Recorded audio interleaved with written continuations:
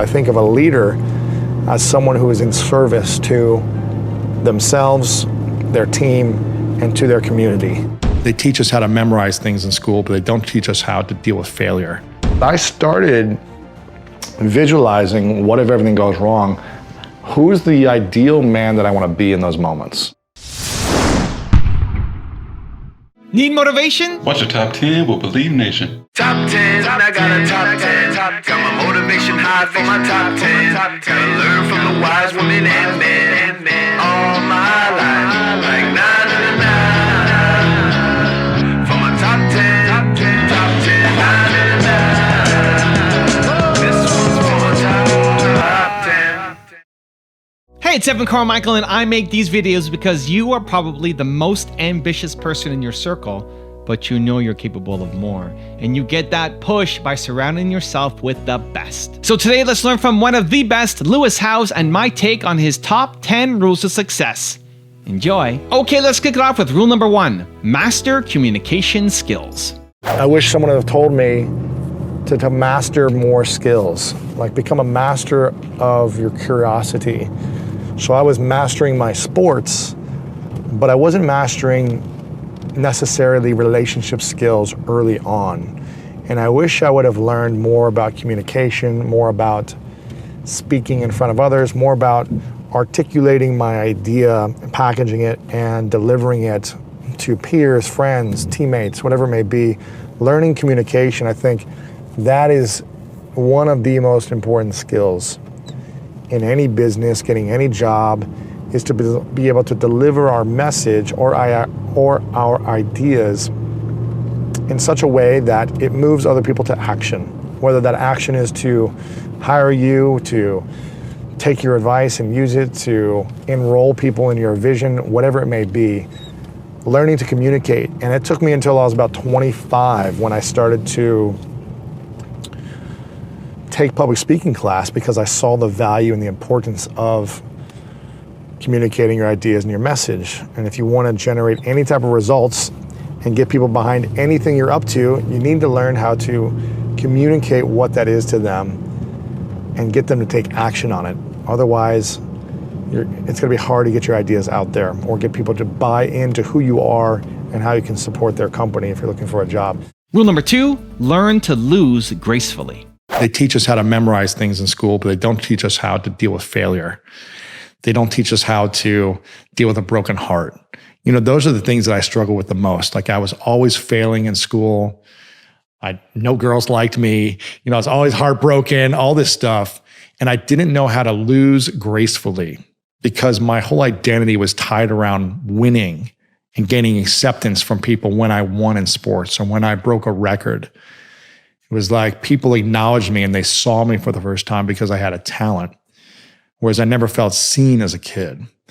You know, my parents saw me and they were there for me, but the story I said is people don't care about me, even when they did. Rule number 3, take time to relax. Yeah. Like us who want, you know, I'm assuming a lot of people are high achievers, and as us driven athletes who always want more, we don't take much time to rest our body and our minds.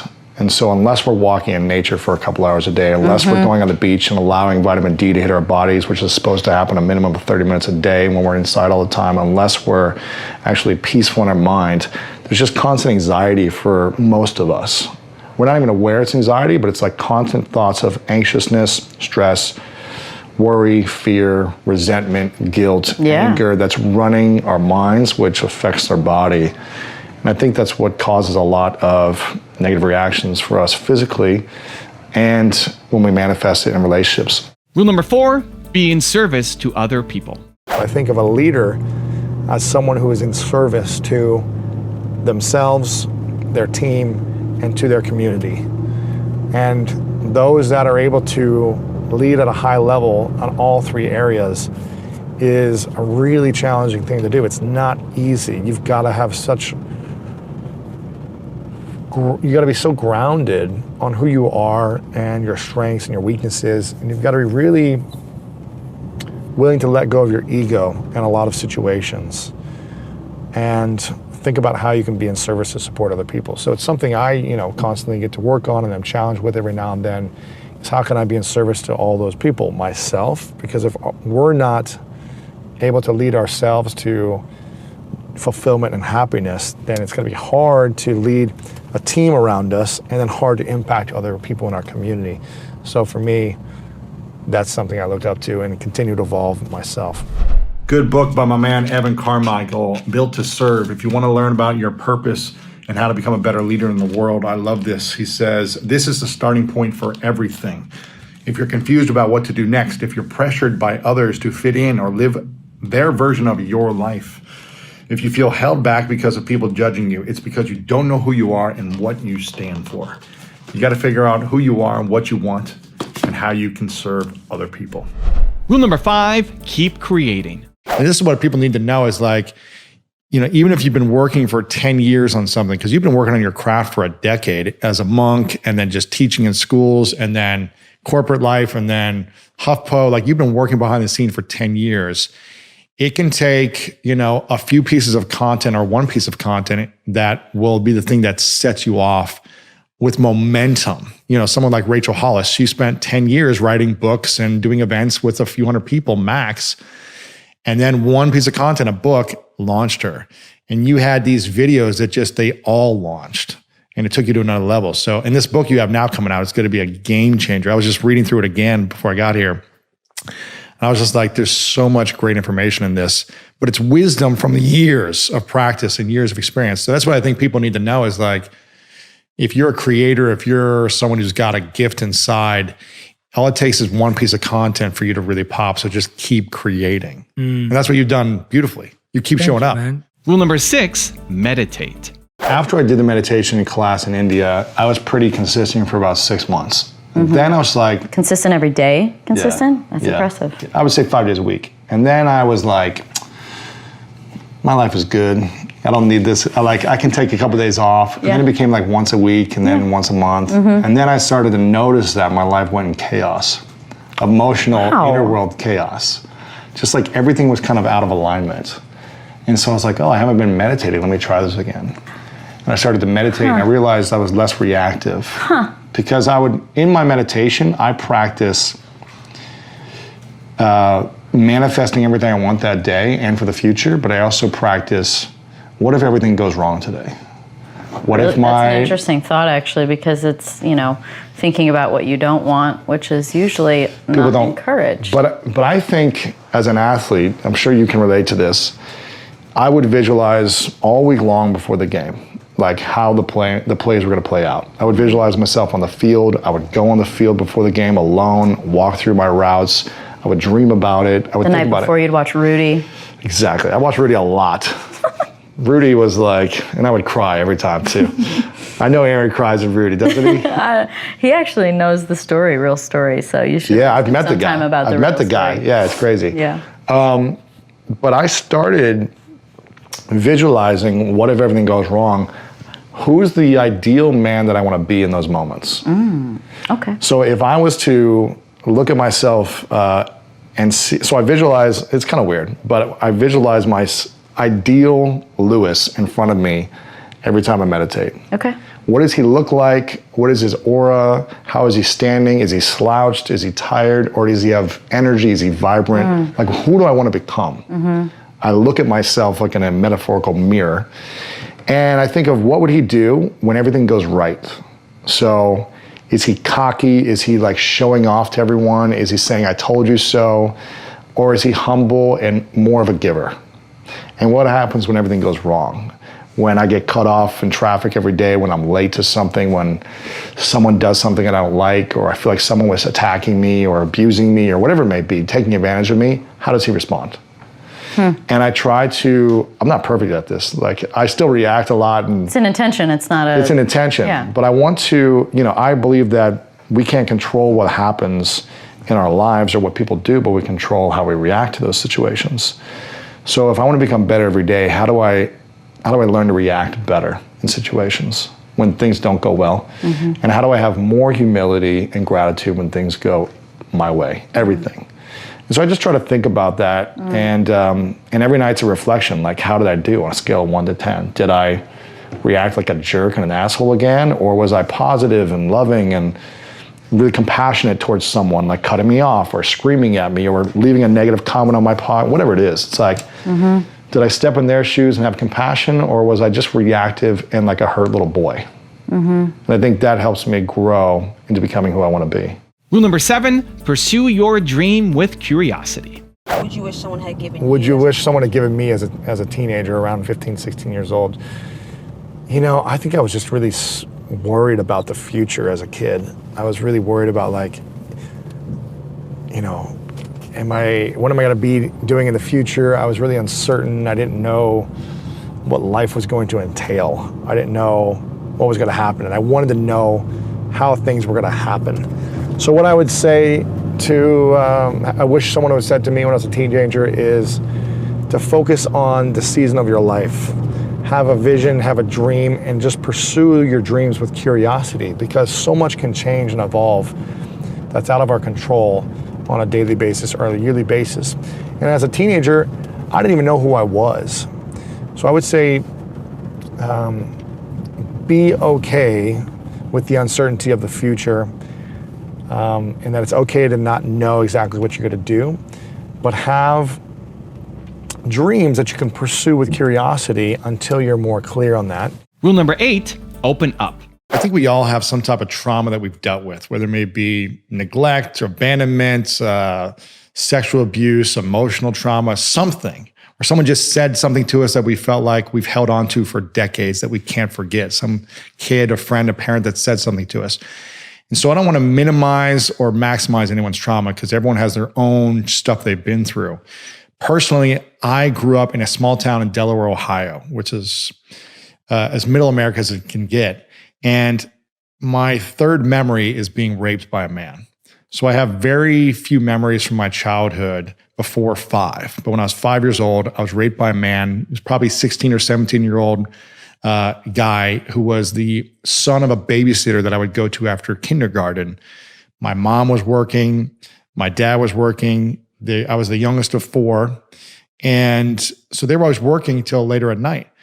So I would go to babysitters every day. And that was one of my first memories, is this experience.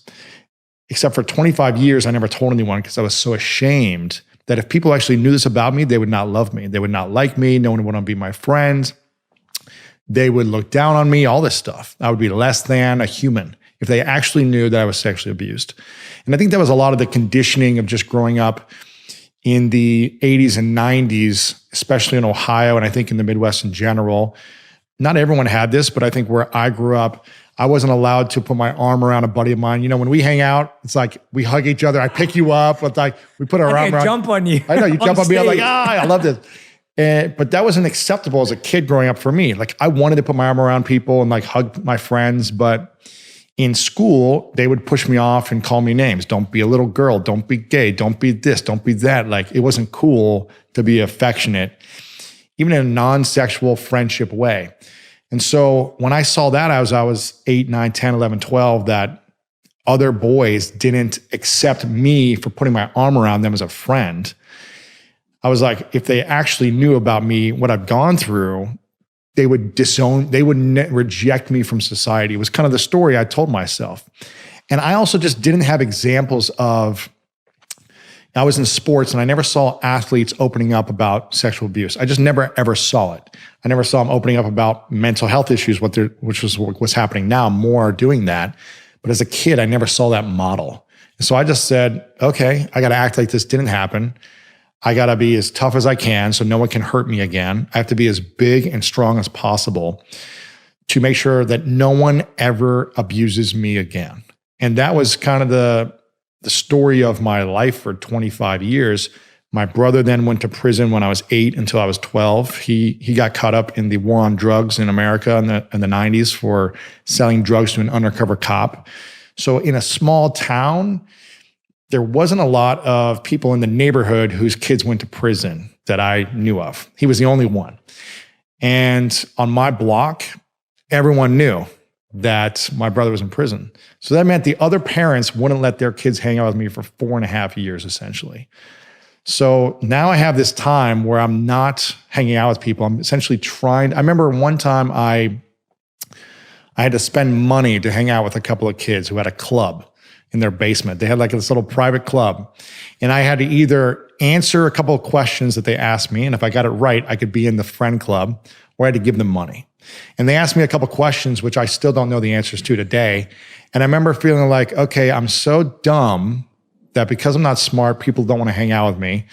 And I went home and begged my mom for money. She put it in a little shoebox, all the change she had, to give them so I could hang out with them. And I remember after that day, spending that time with them, I was like, I felt really low. I felt really sad and depressed. I was like, man, I'm just like a nothing. Like no one cares about me. If I have to pay money to have friends, how horrible of a human being am I? And I think those moments like really shaped me. And I said, I'd rather be like isolated and alone than being around people that don't care if I'm like, you know, that I'm so dumb they don't want to hang out with me, or if I can't provide them with money. I was like, I'd rather be alone.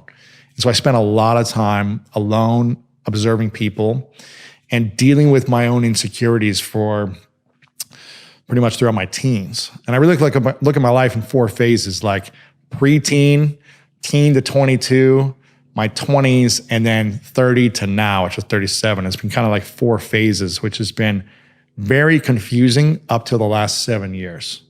And it wasn't until I finally opened up about sexual trauma and sharing it out loud, first with a small group of people, then with my family and friends, then to my platform and to the world. It's still the most downloaded thing I've ever shared out on my podcast. You know, it's still something I get every week from people where they're sharing in about how they're opening up for the first time, because I didn't have a model growing up. And I felt like once I started to share my shame about sexual trauma, it no longer had power over me. It took some time to heal, but it no longer became a thing that crippled me and made me insecure.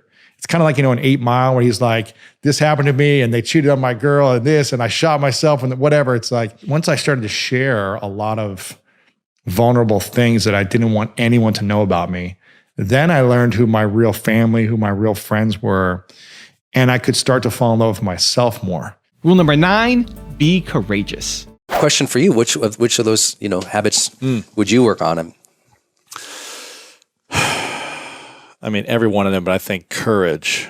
I think it's always being courageous to say what I think, to do the things that are the right things, and not hold back in any way because I'm afraid of hurting someone, I'm afraid of upsetting a situation, or I'm afraid of looking bad, or whatever it may be, whatever the fear may be in that moment. So I think courage stands out for me the most right now.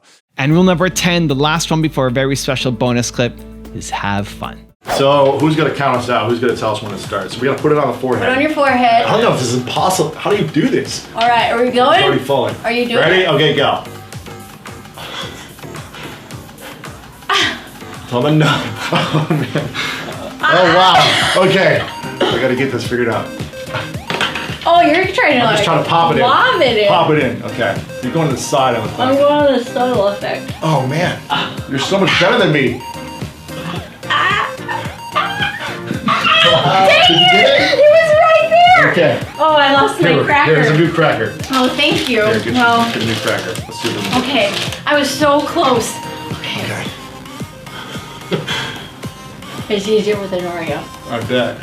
They have more. It's got edges. Yeah, less friction. Yeah. Oh. Yeah, it's the pointy corner that's making this hard. Oh, I got it. Dang it! Ah! Now I've got a really special bonus clip that I think you're gonna enjoy. But before that, it's time for the question of the day. I wanna know, what was your single biggest takeaway from this video, and how are you gonna take action on it this week? When you schedule in what day, what time, and what place you're going to take action, you have a 91% chance of actually following through versus just a 35% chance if you just got motivated but never created a specific plan. And when you share your plan publicly and have some accountability, you increase your chances even further of actually following through. So I want to know your single biggest takeaway and your plan of action this week in the comments so I can celebrate you. How do you stay true to you? Because I think getting to know yourself is a lot more challenging than the words. It sounds easy. You're like, oh, I know me. How do I get to know me? I think I do a lot of self-reflection. and I ask for feedback all the time from people I think are much wiser than me. So I feel like I'm a demand for feedback, whereas my teens until late 20s, I didn't want anyone to give me feedback. I was like, screw you, this is who I am, don't try to change me. Now I really look up to mentors of mine and I ask them like, what am I doing that could I improve?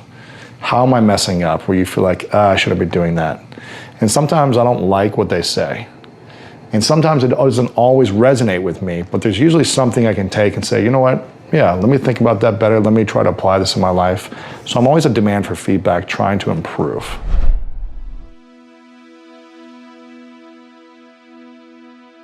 If you want to change your life for free in the next 30 days, check out my training right here below. Or if you want 10 more awesome rules from Lewis Howes, check out the video right there next to me. I think you'll enjoy them.